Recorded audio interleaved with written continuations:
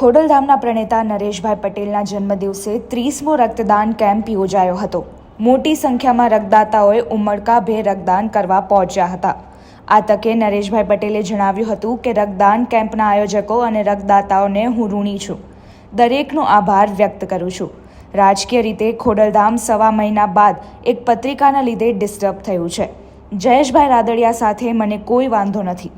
જયેશભાઈને જ્યારે જરૂર પડી છે ત્યારે નરેશભાઈ પટેલ અને ખોડલધામ તેમના માટે ઊભું રહ્યું છે। પ્રથમ તો આજે લગભગ આ 30મો બ્લડ કેમ્પ છે। મને યાદ છે એ પ્રમાણે સજ્જોત ચેરિટેબલ ટ્રસ્ટ 2000ની સાલથી રજિસ્ટર્ડ રીતે અમે બ્લડ કેમ્પ કર્યા છે, પણ એની પહેલાં પણ મારા મિત્રોએ લગભગ 7-8 વર્ષ ત્યાં કરતા હતા। લગભગ 30મો બ્લડ કેમ્પ આયોજન કરવામાં આવેલ છે। એ રક્તદાતાઓ અને રક્તદાન આયોજકોને જેટલો આભાર માનું જેટલો એનો ક્યારે હું ઋણ નહીં ચૂકી શકું। નરેશભાઈ, એક ખાસ રાજકીય દાવપેચની શરૂઆત જયેશ રાદડિયા જે રીતના એમને હરાવવા માટે ખોડલધામમાંથી ગયા અને ત્યારબાદ જે 2-4 દિવસથી વસ્તુઓ સામે આવી છે કુંભારને લઈને શું થયું? મુખ્ય મુદ્દો તો આ સવા મહિનો જૂનો છે અને પાછું સવા મહિના પછી એક પત્રિકામાં આજે પ્રેસ નોટ બહાર પાડી છે। એમાં ક્યાંક ને ક્યાંક રાજકીય રીતે ખોડલધામ ડિસ્ટર્બ થાય એવું મને ચોક્કસપણે દેખાય છે। જે રીતના ખોડલધામ તરફથી ફોન ગયા હતા તેને લઈને શું કહેવું છે? કારણ કે એક તરફ એવી વાત હતી કે ખોડલધામે કોઈ રાજકીયમાં પ્રવેશ નહીં કરે। ખોડલધામ સાથે જોડાયેલા મિત્રો આપ જુઓ આખા ગુજરાતભરમાં લગભગ અમારે રજિસ્ટર્ડ કન્વીનરો અને સહકન્વીનરો 500ની ઉપર છે। હવે એમાં કોઈ પણ માણસ આ સ્વતંત્ર ભારતમાં કોઈની મદદ કરે અને એની પાછળ ખોડલધામનું નામ લગાડી દેવું યોગ્ય નથી। નરેશભાઈ, એક મોટી વાત એ પણ છે કે સૌરાષ્ટ્રનો મોટો પાટીદાર નેતા કોણ, રાજકીય લેવલે અને સામાજિક લેવલે આ લડાઈ અત્યારે ચાલી રહી હોય એવું ચર્ચામાં છે। પાટીદારોનો સરદાર કોણ?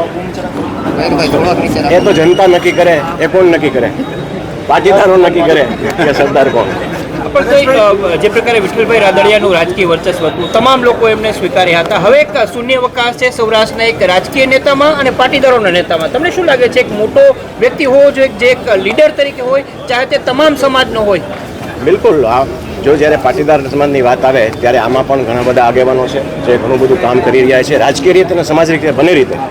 અને પાટીદાર એક એવો સમાજ છે જે દરેક સમાજને સાથે રહી અને ચાલનારો સમાજ છે। ત્યારે કોઈ સારા નેતા બીજા સમાજના પણ બધાનું હિત જોઈને કામ કરતા હોય એમાં પાટીદાર સમાજ હંમેશા ખુશ હોય છે। સમાજના લોકોને સમાજનું જ કામ કરવું જોઈએ, પણ આજની પરિસ્થિતિ આપ સૌ જાણો છો, જો અમે રાજકીય રીતે ક્યાંય એક્ટિવ ન રહીએ તો સમાજના કામ પણ ન થાય।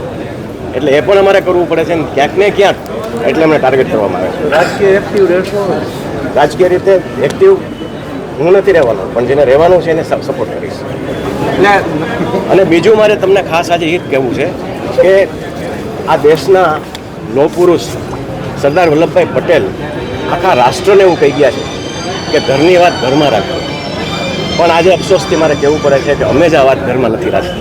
માટે સમાધાનના પ્રયાસો નરેશ પટેલ કરશે? કારણ કે જયેશ રાદડિયા જે રીતે વાત ચાલી છે જેટલું મને ખબર છે એમાં ખોડલધામ તરફથી કોઈ દ્વેષ નથી, કોઈ રાગ નથી, કોઈ વાંધો નથી।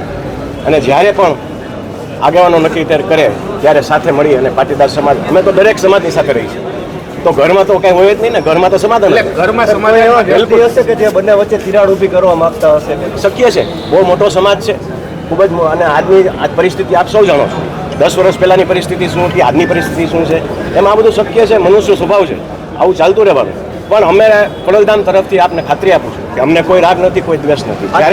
આજે આપનો બર્થડે છે તો કહેશો કે જયેશભાઈ રાદડિયા સાથે મને કોઈ વાંધો નથી? બિલકુલ, મને કોઈ પણ જાતનો વાંધો નથી। જયેશ, હું તો એમ કહીશ, યુવા નેતા છે પાટીદાર સમાજના, અને એને જ્યારે જરૂર પડી છે ત્યારે ખોડલધામ અને નરેશ પટેલ સાથે ઊભા છે। એ પણ ઇતિહાસ ભૂલવાની કોઈને જરૂર નથી, અને અત્યારે પણ જયેશભાઈને જ્યારે જરૂર પડશે ત્યારે અમે ઊભા માટે તૈયાર છીએ।